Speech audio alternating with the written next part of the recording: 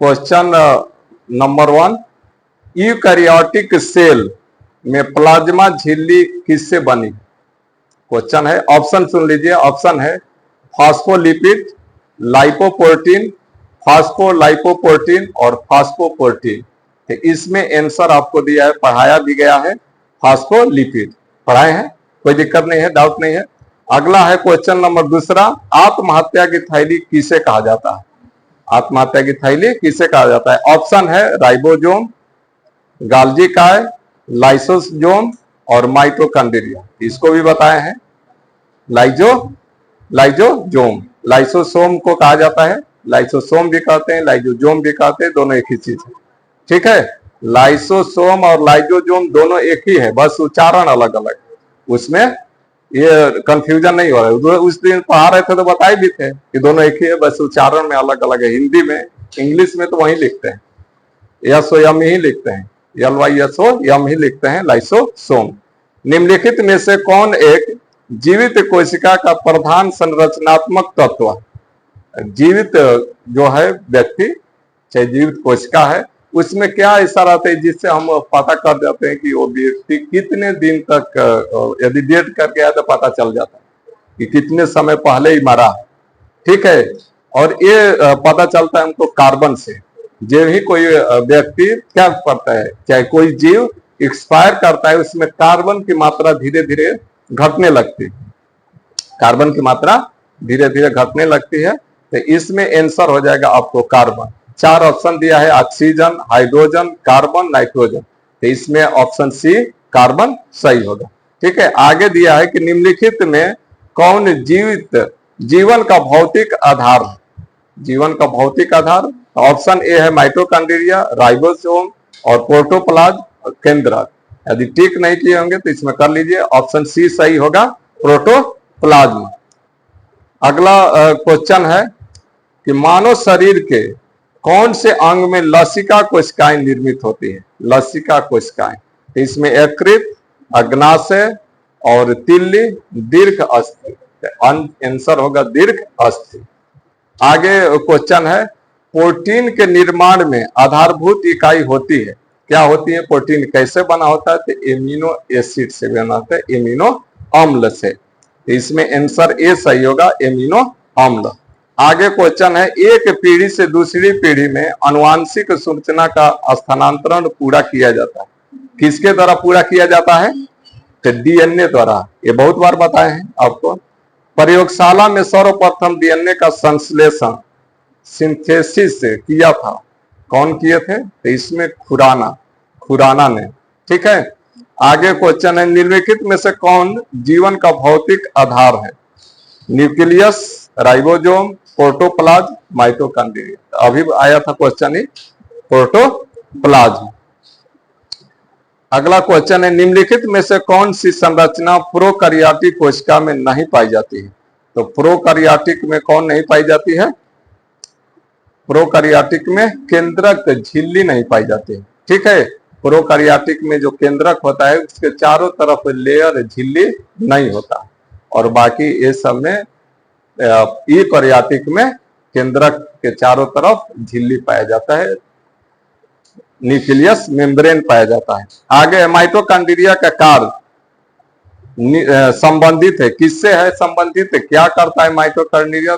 श्वसन की क्रिया। इसमें क्या होता है? श्वसन की क्रिया, और इसमें अपना स्वयं डीएनए है। इसका माइटोकॉन्ड्रिया का स्वयं अपना डीएनए है। निम्नलिखित में से कौन सी संरचना प्रोकैरियोटिक कोशिका में नहीं पाई जाती है? तो केंद्रक झिल्ली। इसमें कह रहा है कि प्रोकैरियोटिक में केंद्रक झिल्ली। ये क्वेश्चन ऊपर भी आया था, यहाँ भी हो गया, 2 बार रिपीट हो गया। डीएनए में उपलब्ध कौन सा यौगिक एमिनो अम्ल नहीं बनाता है? तो टाइरोसिन है कि एमिनो अम्ल नहीं बनाता है, बाकी सब इसमें जो दिया गया है वो बनाते हैं। मनुष्य के गुणसूत्र में कितने? हाँ, इसका बी होगा टाइरोसिन, इसका बी होगा टाइरोसिन। मनुष्य के गुणसूत्र में कितने युग्म होते हैं? तो ये पता ही है, युग्म मीन्स पेयर। कितना पेयर होता है? 23। और टोटल नंबर ऑफ क्रोमोसोम कितना होते हैं? 46 होता है। आगे क्वेश्चन है, निम्नलिखित कोशिका प्रकारों में से एक ही किसी भी प्रकार की कोशिका में विकसित होने की क्षमता होती है। का स्तंभ कोशिका क्या करती है, ये डिवीजन करती है और दूसरा कोशिका बना सकती है।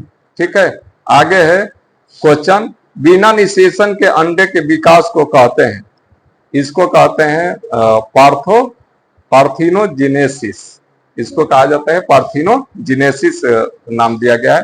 सूक्ष्मदर्शी का आविष्कार किया था, सूक्ष्मदर्शी का सबसे पहले आविष्कार कौन किए थे, रॉबर्ट हुक, और वो उन्होंने ही खोज करने के बाद क्या किए थे, सेल का खोज किए थे, और जो सेल खोज किए थे वो क्या था, डेड सेल था, मृत कोशिका थी।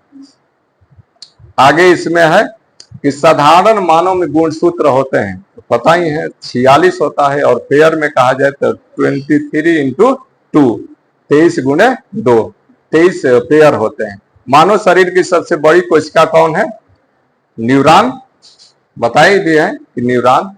और अगला क्वेश्चन है कि जीव मंडल में सबसे छोटी कोशिका है, ये भी बताए थे। ठीक है, माइकोप्लाज्मा, पीपीएल, क्लोरोलाइक निमोनिया ऑर्गेनिज्म, ये बताए हुए थे।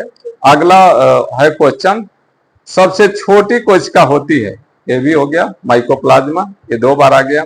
कोशिका के अंदर सूचना का प्रवाह किसके द्वारा होता है, तब आरएनए पढ़ाए थे 3 तरह के, तो आरएनए के द्वारा। डीएनए से डीएनए का बनना कहलाता है, डीएनए से डीएनए का बनना कहलाता है, क्या कहलाता है, रेप्लिकेशन। ठीक है, टमाटर में कौन सा वर्णक पाया जाता है, तो लाइकोपीन पाया जाता है। और प्रकर्मित कोशिका मृत्यु के कोशिकीय और आणविक नियंत्रण को कहते हैं काल प्रभावन, काल प्रभावन इसको कहा जाता है, याद रखिएगा। भारत के किस शहर में एशिया का पहला डीएनए बैंक स्थापित किया गया है, कहां में किया गया है, तो लखनऊ में किया गया है, इंडिया में लखनऊ। क्लिनफेल्टर सिंड्रोम में क्रोमोसोम की संख्या कितनी होती है, इसमें अधिक होता है, 47 होता है, 47। प्लाज्मा मेम्ब्रेन के नियंत्रण निर्माण संबंधित अनेक मत दिए गए, जिनमें सर्वमान्य है, कौन मत सर्वमान्य है, fluid mosaic model, fluid mosaic model. कोशिका का शक्ति गृह, power house of the cell कहा जाता है, किसे, माइटोकॉन्ड्रिया को। कोशिका सिद्धांत किसने दिया, सिद्धांत दिया था स्लाइडेन एंड स्वान।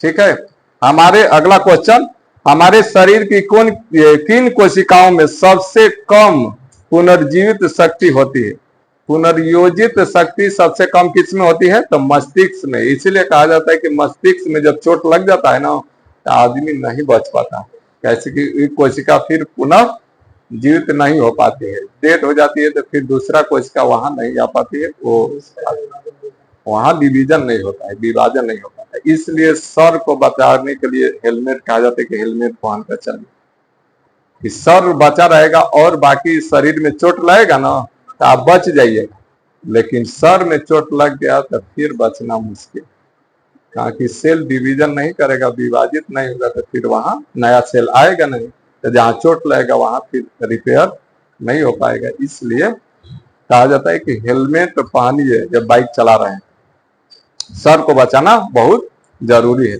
मानव शरीर के कौन से अंग में लसिका कोशिकाएं बनती है, लसिका कोशिका किसमें बनती है, तो हड्डी से संबंधित दीर्घास्थि, दीर्घास्थि में बनती है।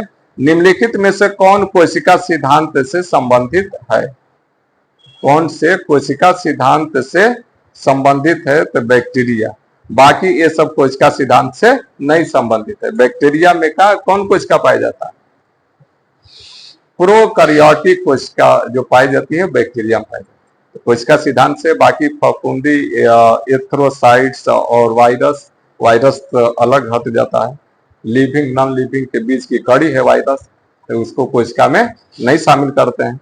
जब शरीर के अंदर एंट्री करता है तो क्या हो जाता है, जीवित हो जाता है, और जब शरीर के बाहर आता है तो नॉन लिविंग रहता है, मृत अवस्था में रहता है। तो इसलिए इसे कहा जाता है दोनों के बीच की कड़ी, लिविंग नॉन लिविंग के बीच की कड़ी के नाम से उसे जानते हैं। ठीक है, आगे डीएनए की कुंडल रचना किसने बनाई थी? ये बताए थे आप लोगों को, वाटसन एंड क्रिक, और इनको क्या मिला था? नोबेल पुरस्कार मिला। ठीक है, और आगे यूरेसिल किसमें पाया जाता है? तो यूरेसिल आप लोगों को बताए थे एडेनिन, ग्वानिन, थाइमिन, साइटोसिन, और जिसमें यूरेसिल डिफरेंस करता है किसको? आरएनए को। आरएनए में एक डिफरेंस पाया जाता है यूरेसिल। यूरेसिल किसमें पाया जाएगा? आरएनए, आरएनए में। ठीक है, आरएनए में जब पढ़ा रहे थे तो हम बताए थे कि डीएनए और आरएनए में डिफरेंस किससे होता है? तो यूरेसिल के माध्यम से, यूरेसिल के माध्यम से होता है। आगे कोशिका सिद्धांत का प्रतिपादन किसने किया? ये अभी क्वेश्चन आया था, स्लाइडेन एंड स्वान। कोशिकाओं के अध्ययन से संबंधित जैविकों की संख्या को कहते हैं, क्या कहते हैं?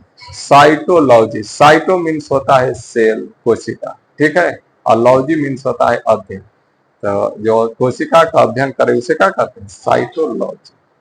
आगे क्वेश्चन है, कोशिका गतिविधियां नियंत्रित की जाती है, किससे नियंत्रित की जाती है? न्यूक्लियस से। जैसे हम लोगों का शरीर किससे नियंत्रित होता है? ब्रेन से। उसीलिए कोशिका का मेन हेड क्या है? न्यूक्लियस है। न्यूक्लियस मेन हेड है, वो क्या करता है? कंट्रोल करता है पूरे कोशिका को। और अगला क्वेश्चन है कि वह अंगक ऑर्गेनेल्स जो कोशिका का ऊर्जा गृह कहलाता है तथा जिसमें श्वसन की ऑक्सीकरण अभिक्रियाएं होती है, क्या कहलाता है? माइटोकॉन्ड्रिया। रेस्पिरेशन इसी में होता है, माइटोकॉन्ड्रिया। निम्नलिखित, अगला क्वेश्चन, निम्नलिखित में से कौन सी कोशिका प्रतिरक्षी पैदा करती है? कौन सी कोशिका? लिम्फोसाइट, लसिकाणु। ये होता है क्या? प्रतिरोधक का काम करता है, प्रतिरक्षी का काम करता है। कोई चीज करता है, चाहे कुछ घाव चाहे कुछ चीज होता है, तो ये रिकवर करने का काम करता है, मैंने ठीक करने का ये काम इसमें रहता है। लिम्फोसाइट, लिम्फोसाइट लसिकाणु इसका आंसर होगा। ठीक है, निम्नलिखित में से किसको सेल का पावर प्लांट कहते हैं? सेल का पावर प्लांट किसे कहा जाता है? देखिए क्वेश्चन आंसर वही है, क्वेश्चन अलग अलग करके पूछा है, और इस टाइप का क्वेश्चन नहीं जानकारी होगा तो आपको गलत हो जाएगा। तो किसे कहेंगे? माइटोकॉन्ड्रिया को। सेल का पावर प्लांट माइटोकॉन्ड्रिया को कहा जाता है। अगला, डीएनए की निम्नलिखित में से किस विशिष्टता ने उसी पीढ़ी दर पीढ़ी आनुवांशिक सूचना संग्रह करने और प्रेषण करने के लिए अद्वितीय रूप से उपयुक्त बनाया? तो इसका क्या है? द्विकुंडलिनी। दो कुंडल पाया जाता है इसमें, यही कारण है उसमें। डीएनए की संरचना को सबसे पहले किसने रेखांकित किया? डीएनए को किसने रेखांकित किया था? तो डॉक्टर जेम्स वाटसन और फ्रांसिस क्रिक, ये दोनों किए थे। जीवों में आनुवांशिक लक्षण संतान में ले जाए जाते हैं, किसके माध्यम से ले जाए जाते हैं? क्रोमोसोम्स द्वारा। जीवों में आनुवांशिक लक्षण संतान में ले जाए जाते हैं, किसके माध्यम से? क्रोमोसोम्स। क्रोमोसोम्स से ही क्या करता है? एक पीढ़ी से दूसरी पीढ़ी में जो गुण होता है माता पिता का, वो दूसरे में बच्चों में ले जाने के काम करता है, और इसी में डीएनए भी पाया जाता है क्रोमोसोम्स में। क्रोमोसोम्स हो गया। अगला क्वेश्चन है, सूक्ष्म जीवाणु को देखा जा सकता है, किसके द्वारा? कंपाउंड माइक्रोस्कोप के द्वारा देख सकते हैं इसे। अगला क्वेश्चन है, कोशिका का नियंत्रण केंद्र कौन है? कोशिका का नियंत्रण केंद्र न्यूक्लियस, केंद्रक है। अगला, मनुष्य में कितने जोड़े गुणसूत्र होते हैं? 23। कोशिका के अंदर ऊर्जा का निर्माण किसके द्वारा होता है? माइटोकॉन्ड्रिया के द्वारा होता है। जीवित जीन के लिए प्रथम अमेरिकी पेटेंट दिया गया था, किसके द्वारा दिया गया था? तो हरगोबिंद खुराना। और अगला क्वेश्चन है, जीवित कोशिका में राइबोसोम निर्माण का स्थल कौन सा है? अंतर्द्रवी जालिका। पादप कोशिका जंतु कोशिका से किस प्रकार भिन्न होती है? किस प्रकार भिन्न होती है? कोशिका भित्ति के माध्यम से भिन्न होती है। दो जीन जिनका आपस में स्वसंद विसंयोजन हो, F2 में विभिन्न जीन प्रारूपों की संख्या होनी चाहिए, कितनी? 4 होगा। ये है आपको मेंडल के माध्यम से जो आगे पढ़ाया जाएगा अभी जेनेटिक्स में। हाइप्लॉइड में है अगुणित गुणसूत्र संख्या। हाइप्लॉइड बताए थे, हाइप्लॉइड और डिप्लॉइड बताए थे ना, N और 2N बताए थे। तो N जो होता है उसको क्या कहते हैं? हाइप्लॉइड, और 2N होता है उसको क्या कहते हैं? डिप्लॉइड। तो हाइप्लॉइड में ये होता है अगुणित गुणसूत्र संख्या, जिसमें इसमें पेयर नहीं होता है। हाइप्लॉइड होगा तो H होगा, मीन्स N होता है, और डिप्लॉइड में 2N होता है, ये पाया जाता है। तो ये हाइप्लॉइड में इसमें पेयरिंग नहीं है, और डिप्लॉइड में 2 है तो पेयरिंग हो जाती है। एक आ रहा है वही कि अगुणित होता है। ये क्या होता है? अगुणित गुणसूत्र संख्या, माने पेयर में नहीं पाया जाता है। और अगला है मानव शरीर में सबसे बड़ी कोशिका है, कौन कोशिका है? तंत्रिका तंत्र, न्यूरॉन सेल जिसको कहा जाता है। ठीक है, तंत्रिका कोशिका। निम्नलिखित में से कौन एंजाइम डीएनए प्रतिकरण के लिए अनिवार्य नहीं है? डीनेज नहीं है इसमें। ठीक है, जिम्पर डीएनए पाए जाते हैं, किसमें पाए जाते हैं? एक कैंसर कोशिकाओं में पाए जाते हैं जिम्पर डीएनए। डीएनए का छोटा खंड जो आरएनए द्वारा निर्मित होता है कहलाता है, क्या कहलाता है? आकाजाकी फ्रेगमेंट। इसको क्या कहते हैं? आकाजाकी फ्रेगमेंट। कोशिका में राइबोसोम का कार्य है, क्या कार्य करता है राइबोसोम? प्रोटीन संश्लेषण में मदद करता है। निम्नलिखित में कार्बन कौन एंजाइम डीएनए प्रतिकरण के लिए अनिवार्य नहीं है? डीनेज। इसमें बी ऑप्शन सही है, दूसरा। ठीक है, अगला कोशिका में राइबोसोम का कार्य क्या है?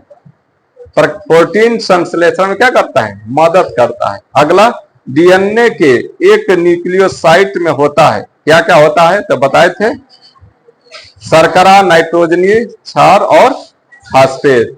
शर्करा और ये तीनों पाया जाता है। उसमें शिशु का पितृत्व स्थापित करने के लिए निम्नलिखित में से किसी एक तकनीक का प्रयोग किया जाता है।